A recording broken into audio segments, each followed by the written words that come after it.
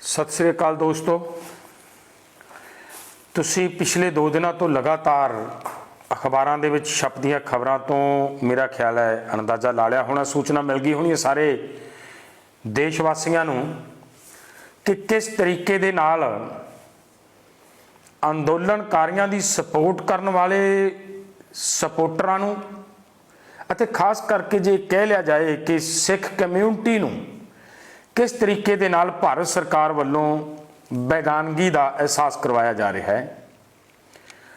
साडे अगर इनू जो तो मोर्चा शुरू होया उदों तो निगाह मार के वेख्या जाए तो जिन्ने लोगों ने इस मोर्चे नूं सपोर्ट किया और बड़ी पद्धर के उत्ते साडे वीरां ने सपोर्ट किया, साडे NRIs वीरां ने सपोर्ट किया, साडे कलाकार नौजवानों ने सपोर्ट किया, साडे वख-वख संस्थावां ने इस मोर्चे नूं सपोर्ट किया, लंगर लाए ते सरकार ने की किया, उन्हां सारिआं नूं ANI दे नोटिस जारी करके एक तरह का अंदोलन नूं दबाउण दी कोशिश की कि अंदोलन की सपोर्ट करन तो ये लोग पिछे हट जाण। पर इन्हां नूं पता लग्या, जदों महसूस हो गया कि लोग अंदोलनकारियों की सपोर्ट करन तो पिछे नहीं हटणगे तो सरकार नूं मूँह दी खानी पई, पिछे हटना पिया।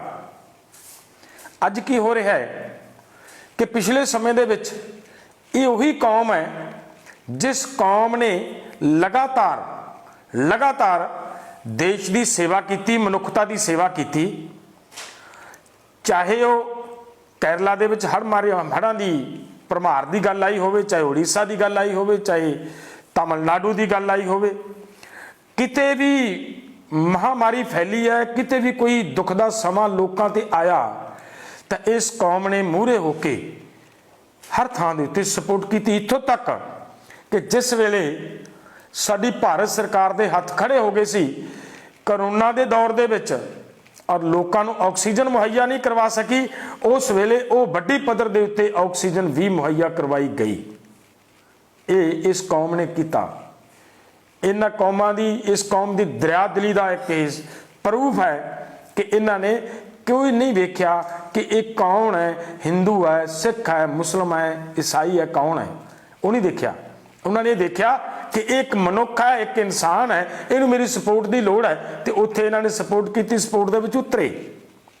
पर अज की हो रहा है, साडी सरकार वालों इस अंदोलन दे विच लगातार जिस दिन तो ये अंदोलन चल रहा है, सरदार दर्शन सिंह धालीवाल जी होरां वल्लों लगातार लंगर की सेवा की जा रही है, लगातार।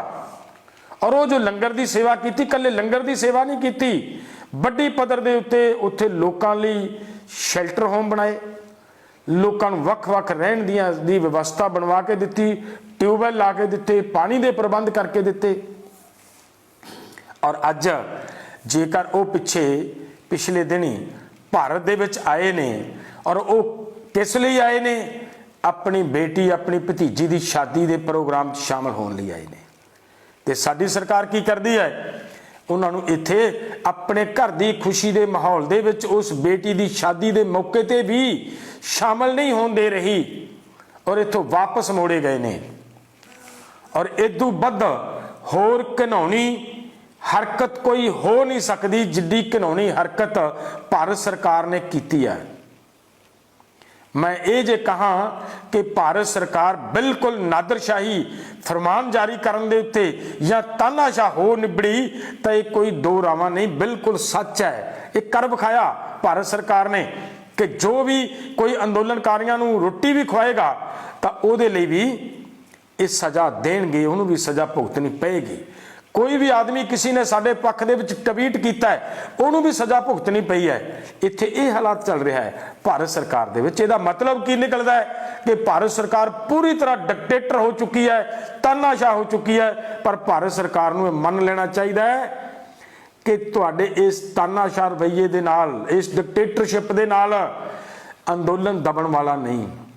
जिन्ना भी तुसी इस अंदोलन नूं दबाउण दी कोशिश करोगे, जिन्ना भी साडे सपोर्टर्स नूं तुसी तकलीफ देने की कोशिश करोगे, ये अंदोलन उतना ही प्रचंड होएगा, उतना ही मजबूत होएगा।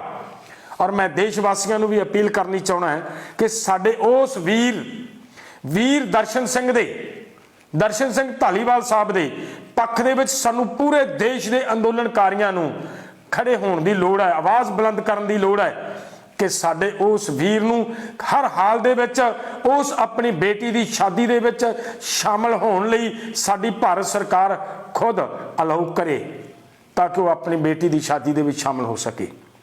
ਔਰ ਅਸੀਂ ਮਾਨਯੋਗ ਸਾਡੇ ਰਾਸ਼ਟਰਪਤੀ ਨੂੰ ਵੀ ਸੰਯੁਕਤ ਮੋਰਚੇ ਵੱਲੋਂ ਅਪੀਲ ਕਰਾਂਗੇ ਕਿ ਅਜਿਹਾ ਕਰਨਾ ਬੰਦ ਕਰੇ ਭਾਰਤ ਸਰਕਾਰ। ਅਜਿਹੀ ਤਾਨਾਸ਼ਾਹੀ, ਅਜਿਹੀ ਬੁਰਸ਼ਾਗਰਦੀ ਕਿਸੇ ਹਾਲਤ ਦੇ ਵਿੱਚ ਪ੍ਰਵਾਨ ਨਹੀਂ ਕੀਤੀ ਜਾਏਗੀ। ਔਰ ਜਿਸ ਤਰੀਕੇ ਦੇ ਨਾਲ ਸਿੱਖ ਕਮਿਊਨਿਟੀ ਨੂੰ ਜਾਂ ਅੰਦੋਲਨ ਦੇ ਸਪੋਰਟਰਸ ਨੂੰ ਜਿਸ ਤਰੀਕੇ ਦੇ ਨਾਲ ਟਾਰਗੇਟ ਕੀਤਾ ਜਾ ਰਿਹਾ ਹੈ ਤਾਂ ਇਹ ਕਦੇ ਨਾ ਕਦੇ ਜਾ ਕੇ ਭਾਰਤ ਸਰਕਾਰ ਨੂੰ ਇਹ ਖਮਿਆਜੇ ਭੁਗਤਣੇ ਪੈਣਗੇ। ਜੇ ਇਹ ਸੋਚਦੀ ਹੈ ਭਾਰਤ ਸਰਕਾਰ, ਜਾਂ ਇਹ ਸੋਚਦੇ ਨੇ ਨਰਿੰਦਰ ਮੋਦੀ ਜੀ, ਜਾਂ ਸੋਚਦੇ ਨੇ ਅਮਿਤ ਸ਼ਾਹ ਜੀ ਕਿ ਅਸੀਂ ਇੱਥੇ ਹਿੰਦੂਤਵ ਰਾਜ ਲੈ ਕੇ ਆਉਣਾ ਹੈ, ਲੈ ਆਵਾਂਗੇ, ਮੈਨੂੰ ਲੱਗਦਾ ਹੈ ਇਹ ਇੱਕ ਤਰ੍ਹਾਂ ਦੀ ਕਿਸੇ ਇੱਕ ਕਮਿਊਨਿਟੀ ਨੂੰ ਬੇਗਾਨਗੀ ਦਾ ਅਹਿਸਾਸ ਕਰਵਾ ਕੇ ਅਗਰ ਇਹ ਸੋਚਣ ਤਾਂ ਮੈਨੂੰ ਲੱਗਦਾ ਇਹ ਹੋ ਨਹੀਂ ਸਕਣਾ। ਔਰ ਬਹੁਤ ਵੱਡਾ ਇਹ ਸਾਰੀ ਇਹਨਾਂ ਦੀ ਸੋਚ ਦਾ ਜਨਾਜ਼ਾ ਨਿਕਲੇਗਾ।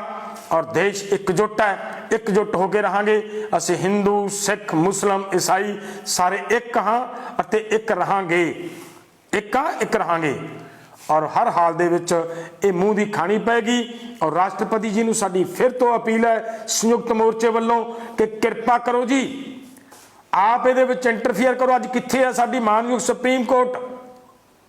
ਇੰਟਰਫੀਅਰ ਕਰਨ ਦੀ ਲੋੜ ਅੱਜ ਸਾਡੇ ਉਸ ਵੀਰ ਨੂੰ ਜਿਹੜਾ ਆਪਣੀ ਬੱਚੀ ਦੀ ਸ਼ਾਦੀ ਦੇ ਮੌਕੇ ਤੇ ਇੱਥੇ ਸ਼ਾਮਲ ਹੋਣ ਲਈ ਆ ਰਿਹਾ ਹੈ। ਕੀ ਕੀਤਾ ਉਹਨੇ? ਕੀ ਗੁਨਾਹ ਕੀਤਾ ਹੈ? ਸਿਰਫ ਗੁਨਾਹ ਇਹ ਕੀਤਾ ਹੈ ਕਿ ਉਹਨੇ ਇੱਥੇ ਲੋੜਵੰਦਾਂ ਨੂੰ ਰੋਟੀ ਖਵਾਈ ਹੈ, ਉਹਨੇ ਲੋੜਵੰਦਾਂ ਨੂੰ ਸ਼ੈਲਟਰ ਬਣਾ ਕੇ ਦਿੱਤਾ, ਸਿਰਫ ਇਹੀ ਕੀਤਾ ਹੈ ਨਾ। ਇਸ ਤੋਂ ਬਾਅਦ ਹੋਰ ਕੀ ਕੀਤਾ ਹੈ? ਕੀ ਗੁਨਾਹ ਕਰਤਾ? ਕੀ ਉਹਨੇ ਦੇਸ਼ ਲਈ ਵੱਖਵਾਦੀ ਆ? ਕੀ ਉਹ ਮਤਲਬ ਤਾਲਿਬਾਨੀ ਹੈ? ਕੌਣ ਆ ਉਹ ਆਦਮੀ? ਉਹ ਆਦਮੀ ਹੈ, ਮੈਨੂੰ ਇਹ ਪਤਾ ਲੱਗਿਆ ਕਿ ਉਹਨੂੰ ਅਮਰੀਕਾ ਦੇ ਵਿੱਚ ਗ੍ਰੀਨ ਕਾਰਡ ਮਿਲਿਆ ਹੋਇਆ ਹੈ। ਔਰ ਐਡਾ ਵੱਡਾ ਜ਼ਿੰਮੇਵਾਰ ਆਦਮੀ ਔਰ ਉਸ ਆਦਮੀ ਦੇ ਨਾਲ ਅਜਿਹਾ ਕਰਨਾ ਮੈਨੂੰ ਲੱਗਦਾ ਅਤੀ ਨਿੰਦਣੀय ਹੈ, ਜਿਹਨੂੰ ਅਸੀਂ ਸੰਯੁਕਤ ਮੋਰਚੇ ਵੱਲੋਂ ਬੁਰੀ ਤਰ੍ਹਾਂ ਨਿਖੇਧੀ ਕਰਦੇ ਹਾਂ। ਔਰ ਰਾਸ਼ਟਰਪਤੀ ਕੋਲੋਂ ਮੰਗ ਕਰਦੇ ਹਾਂ ਕਿ ਸਾਡੇ ਉਸ ਵੀਰ ਨੂੰ ਮੁੜ ਦੁਬਾਰਾ ਭਾਰਤ ਦੇ ਵਿੱਚ ਆਪਣੀ ਉਸ ਬੱਚੀ ਦੀ ਸ਼ਾਦੀ ਦੇ ਵਿੱਚ ਸ਼ਾਮਲ ਹੋਣ ਲਈ ਦੁਬਾਰਾ ਉਹਨੂੰ ਟਾਈਮ ਦਿੱਤਾ ਜਾਏ, ਉਹ ਇੱਥੇ ਆਉਣ, ਆ ਕੇ ਆਪਦੇ ਬੱਚੇ ਦੀ ਸ਼ਾਦੀ ਸ਼ਾਮਲ ਹੋਣ। ਧੰਨਵਾਦ ਜੀ।